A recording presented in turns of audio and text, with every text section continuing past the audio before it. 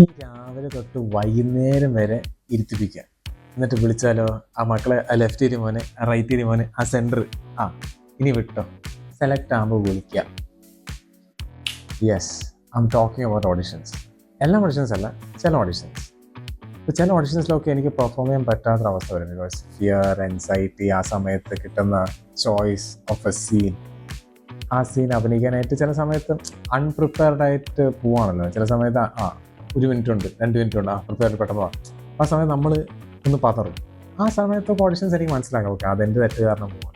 അതല്ലാതെ ഇപ്പം ഞാൻ മാത്രമല്ല, കുറേ ആൾക്കാരുണ്ട് കണ്ണൂരിൽ നിന്നും കാസർഗോഡ് നിന്നും കേരളത്തിൽ പല ദിക്കിൽ നിന്നും വന്ന ആൾക്കാർ രാവിലെ തൊട്ട് വൈകുന്നേരം വെയിറ്റ് ചെയ്തിട്ട് പിന്നെ അവസാനം ഈ പിക്ചർ എടുത്തിട്ട് സെലക്ട് ആകുമ്പോൾ വിളിക്കാമെന്ന് പറഞ്ഞ പരിപാടിയാണ്.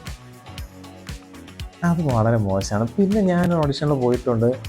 ഫസ്റ്റ് റൗണ്ട് പെർഫോം ചെയ്തിരിക്കും, സെക്കൻഡ് റൗണ്ട് പെർഫോം ചെയ്തിരിക്കും, തേർഡ് റൗണ്ട് വന്നപ്പോൾ എൻ്റെ അടുത്ത് വന്നു പല്ല് കാണിക്കാൻ.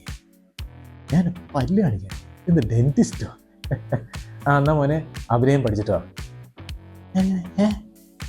ഏതെന്ത് കളിയാക്ക്. ചില നല്ല ഓഡിഷൻസ് നല്ല വൃത്തിയായിട്ട് പെർഫോം ചെയ്യാനൊക്കെ സമയം തരുന്നു. അത് പ്രിപ്പയർ ചെയ്യാനും 1/2 മണിക്കൂർ 3/4 മണിക്കൂർ നമുക്ക് വേണ്ടി ഓക്കെ പ്രിപ്പയർ ചെയ്ത് ഇതാണ് സീൻ അങ്ങനെ പറഞ്ഞു പോകുന്ന നല്ല ഓഡിഷൻസ് ഉണ്ട്. ഒരു ആക്ടറാണ്, എസ്പെഷ്യലി മലയാളം സിനിമ ഇൻഡസ്ട്രിയിൽ ആക്ടറാണ് നോക്കുന്ന ആൾക്ക് ഇങ്ങനത്തെ ഓഡിഷൻസ് നല്ലതാണ്. നമുക്കൊന്ന് ഓക്കെ നമ്മുടെ കയ്യിലും സ്കില്ലുണ്ടോ എന്ന് അറിയാനും, പിന്നെ ചില സമയത്ത് ഓക്കെ ചില സമയം നല്ല രീതിയിൽ അത് വർക്കാവും, പക്ഷേ കോൾ വരില്ല, അത് കുഴപ്പമില്ല. ബിക്കോസ് വേറെ ഇറ്റ്സ് എ കോമ്പറ്റേറ്റീവ് ഫീൽഡ്. ഇതുപോലെ ഓഡിഷൻസ് ഫേസ് ചെയ്ത ആൾക്കാരാണ് നിങ്ങൾ. Please comment below, let's talk.